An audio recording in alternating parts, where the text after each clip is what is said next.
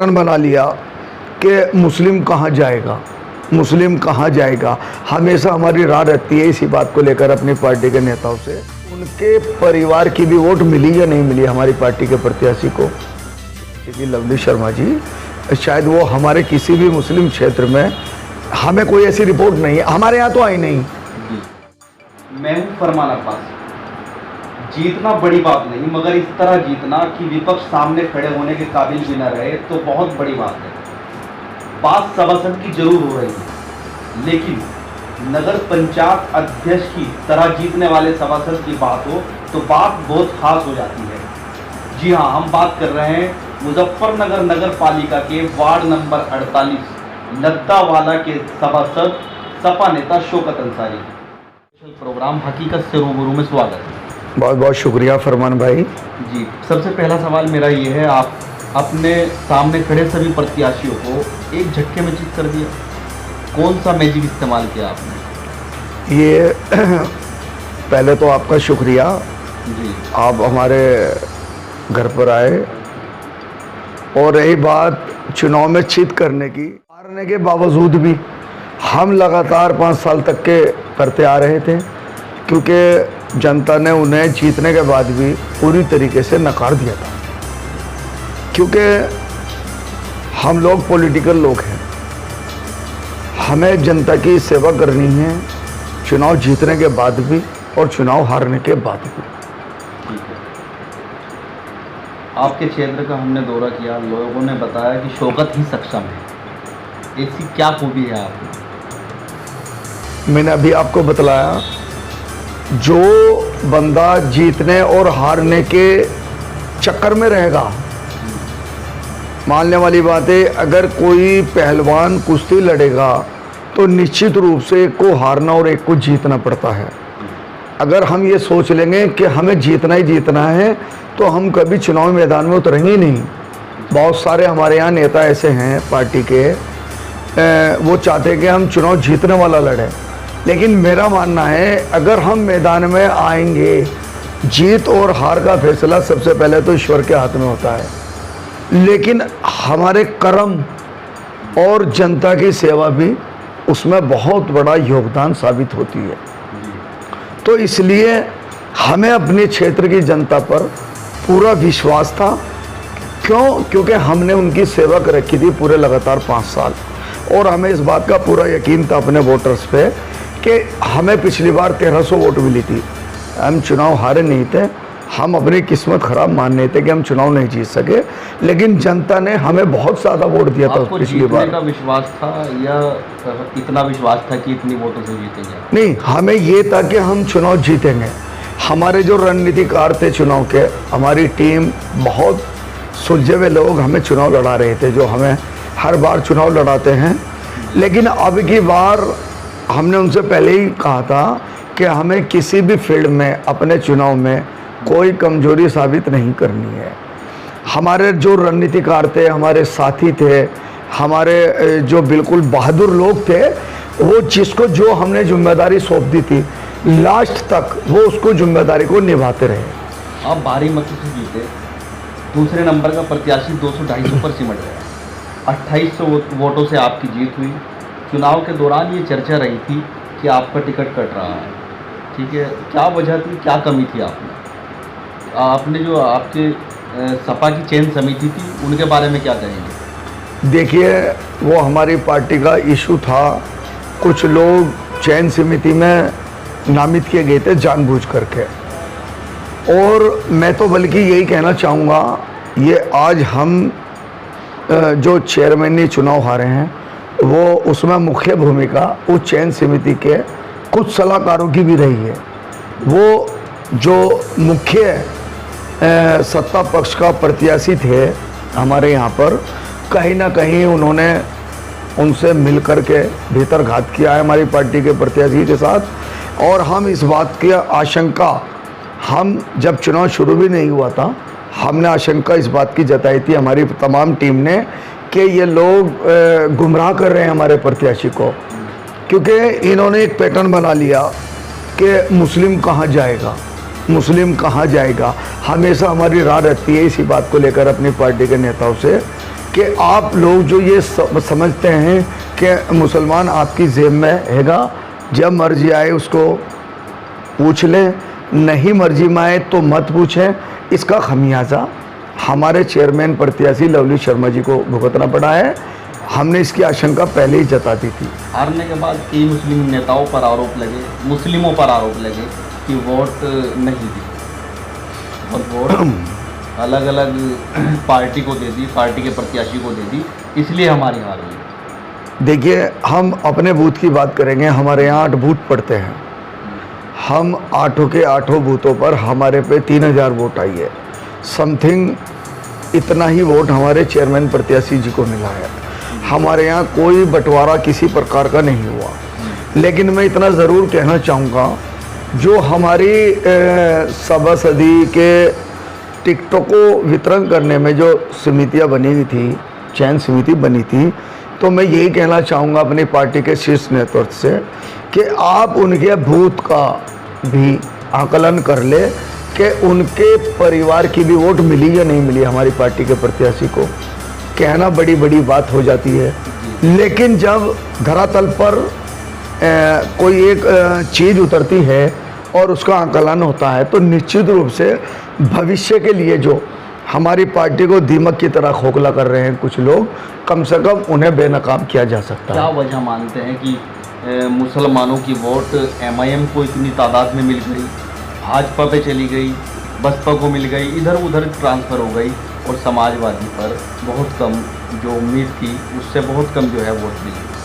नहीं, देखिए, मुस्लिम नेताओं की कमी मानते हैं, क्या कमी मानते हैं? देखिए, मुस्लिम मतदाता सबसे ज़्यादा हमारी समाजवादी पार्टी को प्राप्त हुआ है जी। और रही बात, देखिए, जब जो दूसरी पार्टियां चुनाव लड़ेंगी, हो सकता है उन्होंने मेहनत ज़्यादा करी हो, उन्होंने अपना बेस वोट मान करके मुस्लिमों में सेंधमारी करने के लिए वहाँ पर जद्दोजहद की हो ज़्यादा। हमारे वाले कैंडिडेट को हो सकता है हमारी जो उनके सलाहकार थे, उन्होंने क्या सलाह दी। एक पैटर्न चल रहा है हमारे यहाँ पर कि दूसरे लोगों को जोड़ लो, लेकिन मेरा मानना है जो हमारा बेस वोट है, हमें सबसे पहले उस पर फोकस करना होगा।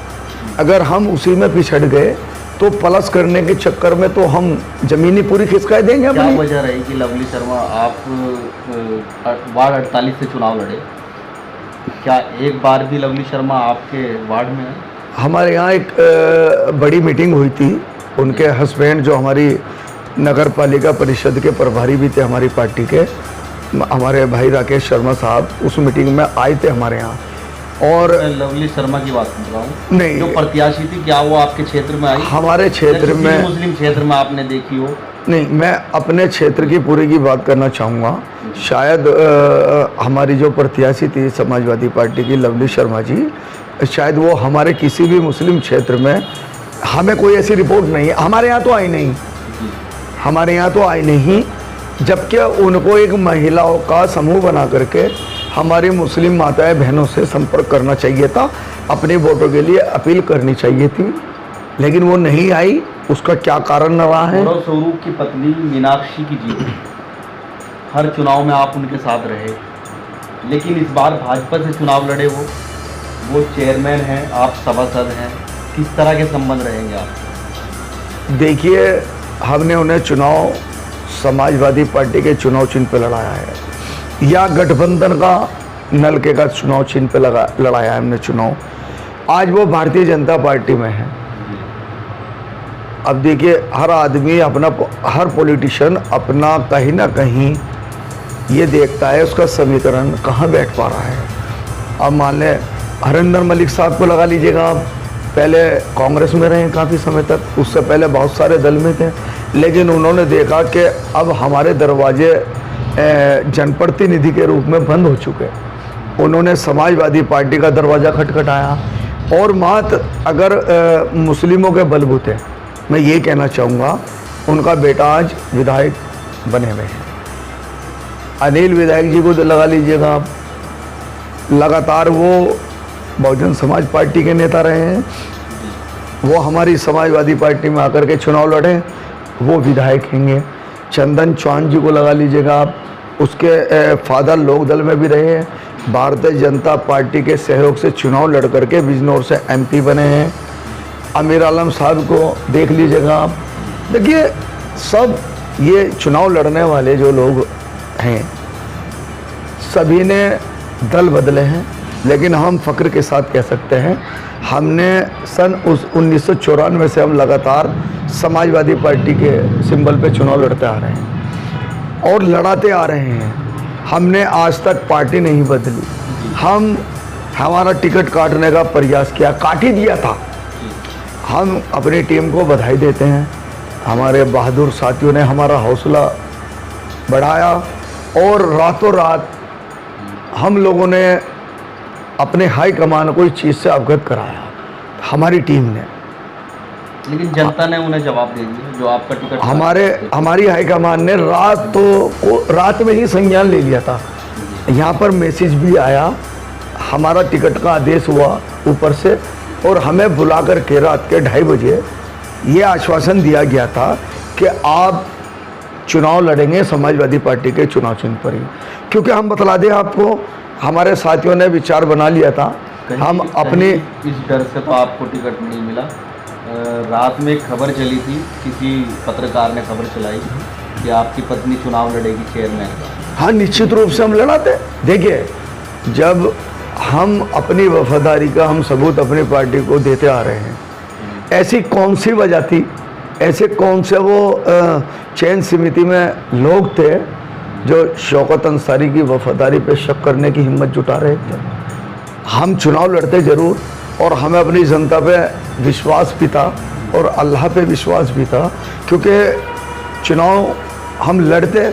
और शायद हम एक चीज़ और बतलाना चाह रहे हैं आपको फरमान साहब, हम अब तो जीते 2800 वोट थे, हो सकता है मैं 3500 वोट से यहाँ से चुनाव जीतता अगर मैं निर्दलीय लड़ता।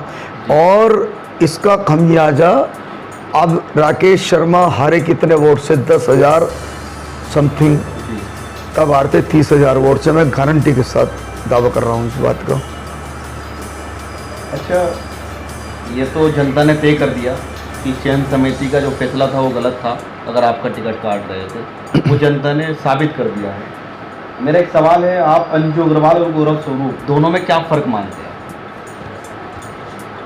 देखिए, अभी अंजू अग्रवाल के समय हम सभासद नहीं थे, अब सभासद बने हैं हम। अब मान लें मीनाक्षी स्वरूप जी चेयरमैन हैं मौजूदा, अभी हमारी उनसे कोई मुलाकात नहीं हुई। हम पहली मीटिंग में हम देखेगा, अगर हमें पार्टी क्या जिम्मेदारी देती है सदन में, हम एक चीज़ कहना चाहेंगे आपको, हमें जनता ने इतने मतों से चुनाव जिताया, शायद हमारे मुजफ्फरनगर के अंदर पड़े हुए मतों में से 80% के समथिंग वोट किसी को नहीं प्राप्त हुआ। और हमें कहीं हल्का सा भी ये महसूस होगा कि हमारे क्षेत्र में विकास कार्यों को रोकने की कोई साजिश की जाएगी, तो निश्चित रूप से हम उनको इसमें सफल होने नहीं देंगे।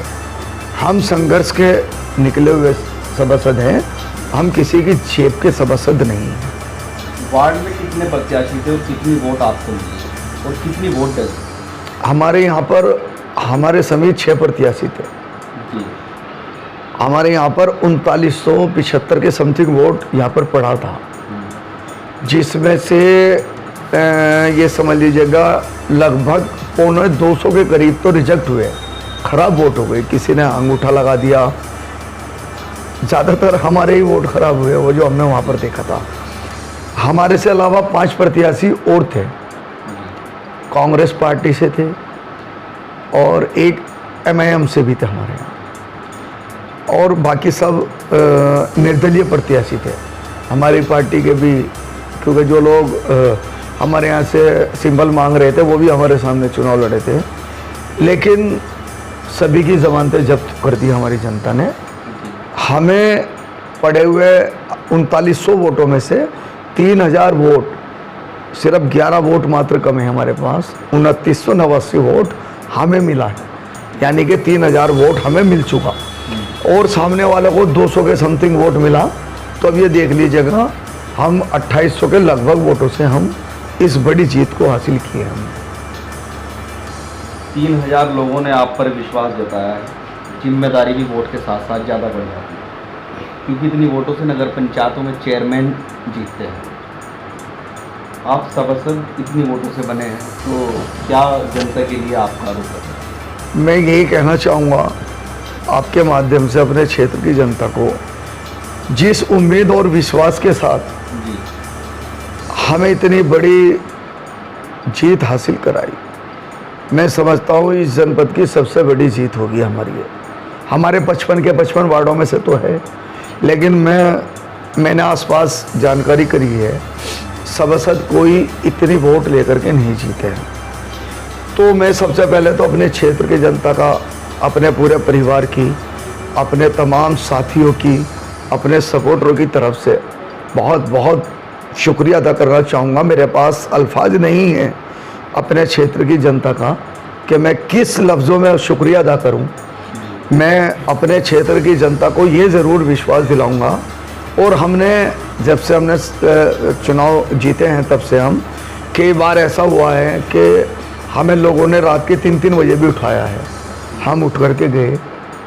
और हम यही कहना चाहेंगे, जिस उम्मीद और विश्वास के साथ हमें इतनी बड़ी जीत दे करके, इतना बड़ा सम्मान यहाँ से लगा करके लखनऊ तक के हमारा बढ़ाया हमारी पार्टी में, हमारी अगर जनता को हमारे खून का एक कतरा भी चाहिएगा तो शौकत अंसारी पीछे नहीं हटेगा।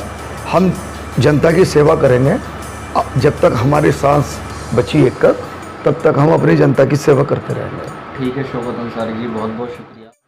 तो ये थे शौकत अंसारी, वार्ड नंबर 48 के सभासद।